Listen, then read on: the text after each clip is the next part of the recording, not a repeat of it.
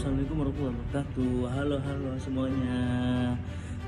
Pada kesempatan kali ini saya akan membahas tentang inovasi pembelajaran, yaitu bagaimana proses belajar mengajar dapat dikembangkan agar lebih efektif, menarik, dan sesuai kebutuhan zaman. Sebelum kita masuk pembahasan, apakah dan teman-teman semuanya ada yang tahu tentang pengertian inovasi pembelajaran itu? Ada yang tahu? Oke, gak ada yang tahu ya teman-teman.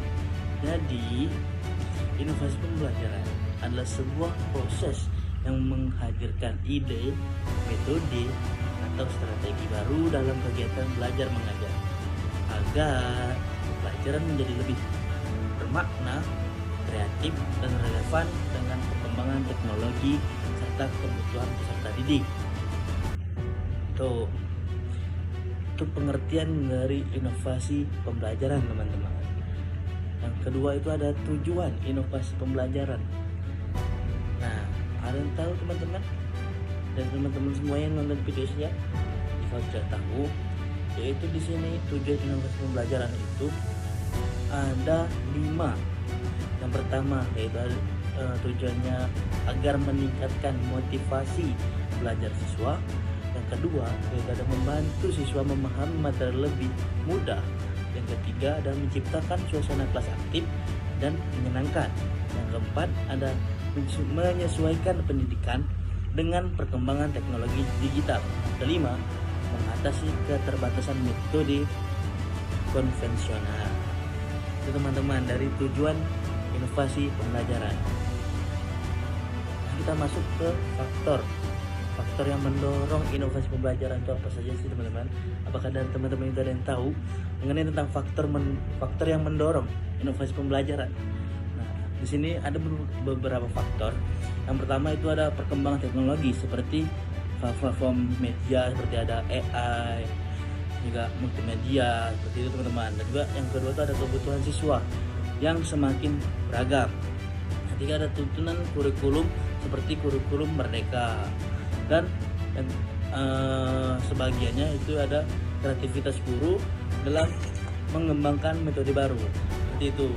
Dengan adanya tadi kita membahas tentang faktor, tujuan, dan pengertian inovasi pembelajaran, kita akan memasukkan contoh bentuk dari inovasi pembelajaran itu. Yang pertama itu bisa sebagaimana seperti siswa mempelajari materi di rumah melalui video atau materi digital, lalu diskusi dan latihan di dalam kelas. Seperti itu teman-teman. Dan yang kedua itu ada metode seperti siswa belajar melalui proyek yang relevan dengan dunia nyata, gitu teman-teman. Dan juga ada namanya karakteristik inovasi pembelajaran yang baik. Dari sini teman-teman itu sudah ada 5 pembagian. Apakah dari teman-teman semua ada yang tahu tentang 5 pembagian karakteristik inovasi pembelajaran yang baik? Kalau teman-teman tidak tahu, saya akan memberitahunya. Yang pertama itu ada relevan dengan kebutuhan siswa. Yang kedua ada mudah diterapkan terhadap siswa.